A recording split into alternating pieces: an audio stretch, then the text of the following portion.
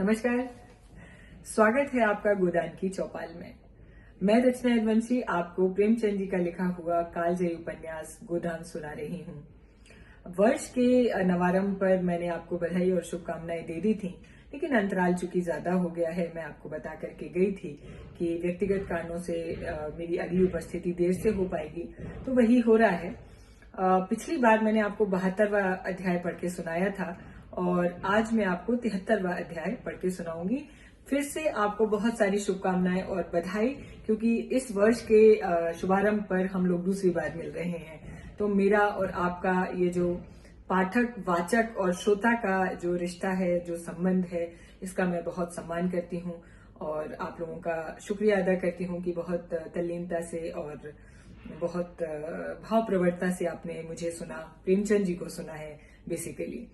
तो ये बना रहे और अभी तो खत्म होने में वक्त है। जब तक उपन्यास चलेगा हमारा आपका रिश्ता ऐसे ही अक्षुण्ण रहेगा। 73वें अध्याय पर पहुंचने से पहले मैं आपको बता दूं कि पिछली बार मैंने आपको क्या सुनाया। चूंकि अंतराल इस बार ज्यादा हो गया तो वो क्रमशः बिंदु जोड़ना जरूरी है। हमको प्रेमचंद जी फिर से यानी पाठकों को शहरी परिवेश में लौटा लाए थे और वहां पे गोबर, उसकी पत्नी और मिल मालिक, हड़ताल, ये सब चीजें, घटनाएं घटित हुई थी। गोबर और उसकी पत्नी के जो तल्ख रिश्ते हुए थे वो उस पर उन्होंने रोशनी डाली थी और कैसे मिल मालिकों की श्रूडनेस या चतुराई के चलते ओवर स्मार्टनेस दिखाने की कोशिश में, जिसमें नए मजदूरों की भर्ती और पुराने मजदूरों की छटाई के उद्देश्य से जो मिल मालिकों ने हंगामा खड़ा करवाया था, उसमें उस झड़प में गोबर घायल हो गया था और उसकी पत्नी द्वारा की गई सेवा से उसका हृदय परिवर्तन हुआ था। ये हमने देखा और सुना। उसके बाद प्रेमचंद जी हमको फिर से शहरी जो उनके पात्र हैं, जिसमें आप जानते ही हैं कि मिस्टर खन्ना, ओंकारनाथ और मिस्टर मेहता, मिर्जा खुर्शीद और गोविंदी और मिस मालती, ये मुख्य चेहरे हैं उनके शहरी परिवेश के। इन्हीं के बीच में हमको फिर से ले आए वो और उन्हीं के विषय में हमें फिर से पढ़ने को मिल रहा है। पिछली बार जो 72वें अध्याय में मैंने आपको अंतिम बिंदु ये था कि मिस्टर मेहता, मिस्टर खन्ना और मिस मालती, ये त्रिकोण है। ये प्रेम प्रसंग का त्रिकोण है। प्रसंग इन द सेंस कि मिस्टर खन्ना चूंकि शादीशुदा है तो वो, लेकिन मिस मालती पे रीझे रहते हैं और मिस मालती उनको वो भाव नहीं देती जो वो मिस्टर मेहता को देती हैं। मिस्टर मेहता चूंकि दार्शनिक हैं, दर्शन पढ़ाते भी हैं, प्रोफेसर भी हैं और स्वभाव से भी, मिजाज से भी वो एथिकल और बहुत नैतिक विचारों से बंधे रहने वाले व्यक्ति, ऐसा वो दर्शाते हैं। हालांकि प्रेमचंद जी बीच बीच में बताते रहते हैं कि बड़ा अच्छा सामंजस्य है उनके व्यक्तित्व का, कि वो भौतिकतावादी भी हैं, वो भोग विलास में भी थोड़ा सा आजमा लेते हैं, लेकिन उनकी माने, मिस्टर मेहता की माने तो वो ज्यादा नैतिक हैं, ज्यादा दार्शनिक हैं। वो मिस मालती को वो तवज्जो वापस नहीं करते जो उन्हें मिस मालती से मिलती है। अब ये तवज्जो वाला मामला जहां आता है, मिस्टर खन्ना बहुत क्षुब्ध रहते हैं मिस मालती से और उनको ये लगता है कि उनकी प्रार्थना में क्या कमी रह जाती है जो मिस मालती उनको नहीं इतना सेंकती जितना मिस्टर मेहता के आगे पीछे वो घूमती हैं।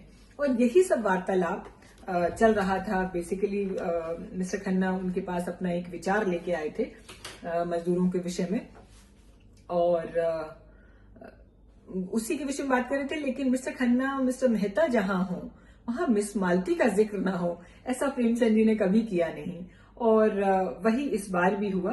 तो मैं आपको वो पैराग्राफ फिर से रिपीट कर दूंगी जो मैंने पिछले अध्याय में आपको लास्ट में पढ़ के सुनाया था, जिससे आपकी कंटिन्यूटी एक बार बन जाए। सुनिए। मेहता ने मालती की ओर दीन भाव से देखा और बोले, नहीं मालती, मुझ पे दया करो, नहीं मैं यहां से भाग जाऊंगा। इन दोनों कोई मालती से मिलता तो उससे मेहता की तारीफों के पुल बांध देती थी। जैसे कोई नव दीक्षित अपने नए विश्वासों का ढिंडोरा पीटता फिरे, सुरुचि का ध्यान भी उसे नहीं रहता था और बेचारे मेहता दिल में कट कर रह जाते थे। वे कड़ी और कड़ी आलोचना तो बड़े शौक से सुनते थे, लेकिन अपनी तारीफ सुनकर बेवकूफ से बन जाते थे। मुंह जरा सा निकल आता था जैसे कोई फप्ती कस दी गई हो। मालती उन औरतों में से जो तो नहीं थी जो भीतर रह सकें, वो बाहर ही रह सकती थी, पहले भी और अब भी। व्यवहार में भी, विचार में भी, मन में कुछ रखना वो जानती नहीं थी। जैसे एक अच्छी साड़ी पाकर उसे पहनने के लिए वो अधीर हो जाती थी, उसी तरह मन में कोई सुंदर भाव आए तो उसे प्रकट किए बिना उन्हें चैन नहीं आता था। मालती ने और समीप आकर उनके पीठ पर हाथ रखकर मानो उनकी रक्षा करते हुए कहा, अच्छा भागो नहीं, अब कुछ नहीं कहूंगी। मालूम होता है तुम्हें अपनी निंदा ज्यादा पसंद है, तो निंदा ही सुनो। खन्ना जी, ये महाशय मुझ पर अपने प्रेम का जाल। बात अधूरी छोड़ दी। शक्कर मिल की चिमनी यहाँ से साफ नजर आती थी।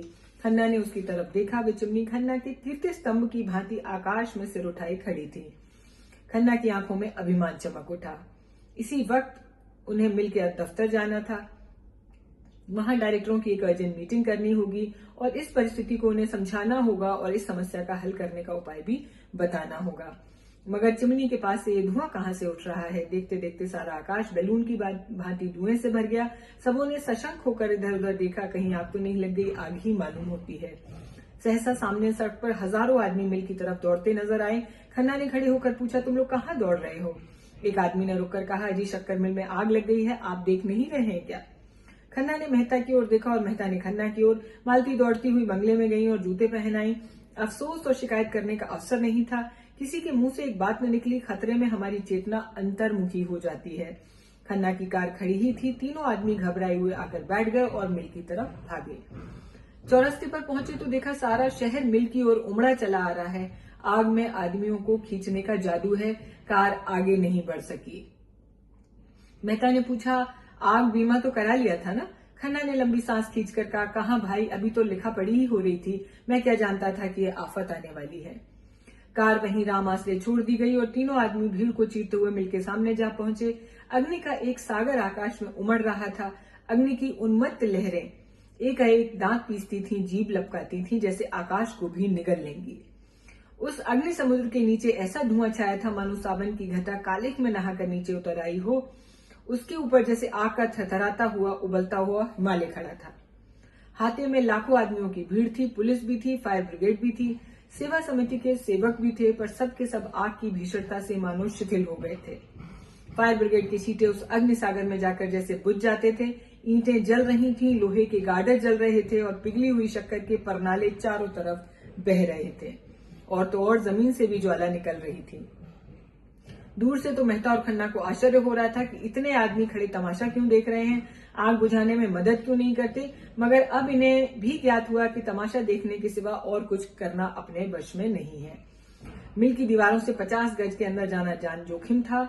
ईंट और पत्थर के टुकड़े चटाक चटाक करके टूटकर उछल रहे थे। कभी कभी हवा का रुख इधर हो जाता था तो भगदड़ मच जाती थी। ये तीनों आदमी भीड़ के पीछे खड़े थे। कुछ समझ नहीं आता था कि क्या करें। आखिर आग लगी कैसे और इतनी जल्दी फैल कैसे गई? क्या पहले किसी ने देखा ही नहीं या देखकर बुझाने का प्रयास नहीं किया? इस तरह के प्रश्न सभी के मन में उठ रहे थे, मगर पूछे किससे? मिल के कर्मचारी होंगे तो जरूर, लेकिन उस भीड़ में उनका पता मिलना कठिन था। सहसा हवा का इतना तेज झोंका आया कि आग की लपटें नीचे होकर इधर लपकी जैसे समुद्र में ज्वार आ गया हो। लोग सिर पर पांव रखकर भागे, एक दूसरे पर गिरते रेलते जैसे कोई शेर झपटा हो। अग्नि ज्वालाएं जैसे सजीव हो गई हों, सचेष्ट भी, जैसे कोई शेषनाग अपने सहस्र मुख से आग फुंकार रहा हो। कितने ही आदमी तो इस रेले में कुचल गए। खन्ना मुंह के बल गिर पड़े। मालती को मेहता जी दोनों हाथों से पकड़े हुए थे, नहीं जरूर कुचल गई होती। तीनों आदमी हाथे की दीवार के पास एक इमली के पेड़ के नीचे आकर रुके। खन्ना एक प्रकार की चेतना शून्य तन्मयता से मिल की चिमनी की ओर टकटकी लगाए खड़े थे। मेहता ने पूछा, आपको ज्यादा चोट तो नहीं आई? खन्ना ने कोई जवाब नहीं दिया, उसी तरफ ताकते रहे। उनकी आंखों में शून्यता थी जो विक्षिप्तता का लक्षण लग रही थी। मेहता ने उनका हाथ पकड़कर पूछा, हम लोग यहाँ व्यर्थ खड़े हैं, मुझे भय होता है आपको चोट ज्यादा आ गई है, आइए लौट चलें। खन्ना ने उनकी तरफ देखा, जैसे सनक में बोले, जिनकी ये हरकत है उन्हें मैं खूब जानता हूँ। अगर उन्हें इसी में संतोष है तो भगवान उनका भला करे। मुझे कुछ परवाह नहीं, कोई परवाह नहीं, कोई भी परवाह नहीं। मैं आज चाहूं तो ऐसी नई मिल खड़ी कर सकता हूं। जी हाँ, बिल्कुल नई मिल खड़ी कर सकता हूं। ये लोग मुझे क्या समझते हैं? मिल ने मुझे नहीं बनाया, मैंने मिल को बनाया और मैं फिर बना लूंगा। मगर जिनकी ये हरकत है मैं उन्हें खाक में मिला दूंगा। मुझे सब मालूम है, रत्ती रत्ती मालूम है। मेहता उनका चेहरा, उनकी चेष्टा देख रहे थे और घबरा कर बोले, चलिए आपको घर पहुंचा दूं, आपकी तबीयत ठीक मालूम नहीं होती है। मेहता ने उनका चेहरा, उनकी चेष्टा देखी और घबरा कर बोले, चलिए आपको घर पहुंचा दूं, आपकी तबीयत ठीक नहीं है। खन्ना ने कहा मार कर कहा, मेरी तबीयत अच्छी नहीं है इसलिए कि मिल जल गई। ऐसी मिलें मैं चुटकियों में खोल सकता हूँ। मेरा नाम खन्ना है, चंद्र प्रकाश खन्ना। मैंने अपना सब कुछ इस मिल में लगा दिया। पहली मिल में हमने 20% नफा कमाया था। मैंने प्रोत्साहित होकर यह मिल खोल ली। इसमें मैं आधे रुपए मेरे हैं। मैंने बैंक के 2 लाख इस मिल में लगा दिए। मैं 1 घंटा नहीं, आध घंटा पहले 10 लाख का आदमी था। जी हाँ, 10 लाख का, मगर इस वक्त फाके मस्त हूँ, नहीं दिवालिया हूँ। मुझे बैंक को 2 लाख देना है। जिस मकान में रहता हूँ वो मेरा नहीं है। जिस बर्तन में खाता हूँ वो भी मेरा नहीं है। बैंक से निकाल दिया जाऊंगा। जिस खन्ना को देखकर लोग जलते थे, अब वे खन्ना धूल में मिलने जा रहा है। समाज में अब मेरा कोई स्थान नहीं। मेरे मित्र मुझे अपने विश्वास का पात्र नहीं, दया का पात्र समझेंगे। मेरे शत्रु मुझसे जलेंगे नहीं, मुझ पर हंसेंगे। आप नहीं जानते मिस्टर मेहता, मैंने अपने सिद्धांतों की कितनी हत्या की है, कितनी रिश्वतें दी हैं, कितनी रिश्वतें ली हैं। किसानों की ऊख तोलने के लिए कैसे आदमी रखे, कैसे नकली बाट रखे, क्या कीजिएगा ये सब सुनकर। लेकिन खन्ना अपनी दुर्दशा कराने के लिए क्यों जिंदा है? जो कुछ होना हो, दुनिया जितना चाहे हंसे, मित्र लोग जितना चाहे अफसोस करें, लोग जितनी गालियां देना चाहें दें, खन्ना अपनी आंखों से देखने और अपने कानों से सुनने के लिए जीता न रहेगा। वह बेहया नहीं है, बेगैरत नहीं है। यह कहते कहते खन्ना ने दोनों हाथों से सिर पीटना शुरू कर दिया और जोर जोर से रोने लगे। यह प्रसंग भी आगे बढ़ता हुआ देख पा रही हूं मैं। दुखद घटना इस अध्याय में मैंने आपको सुनाई है कि मिस्टर खन्ना की मिल जल के राख हो गई है, और उनका जो प्रलाप सुना आपने मिस्टर खन्ना का, वो बिल्कुल मनोवैज्ञानिक तौर पे बिल्कुल एक ऐसे व्यक्ति का चित्रण कर दिया है प्रेमचंद जी ने, जिस पर कोई आपदा आ जाती है और वो जब वो अपना उसके धैर्य की सीमा टूट जाती है या वो अपने आप से नियंत्रण खो देता है, तो किस तरीके की बातें करता है, वही हम लोग ने आगे देखा। नेक्स्ट चैप्टर यानी 74th चैप्टर, 73वें अध्याय के लिए, 73 का मैंने सुना दिया आपको, 74वें अध्याय के लिए यानी 74th चैप्टर के लिए बहुत जल्दी मैं आपसे मिलती हूँ, शायद अगले हफ्ते। बने रहिएगा प्रेमचंद जी के साथ।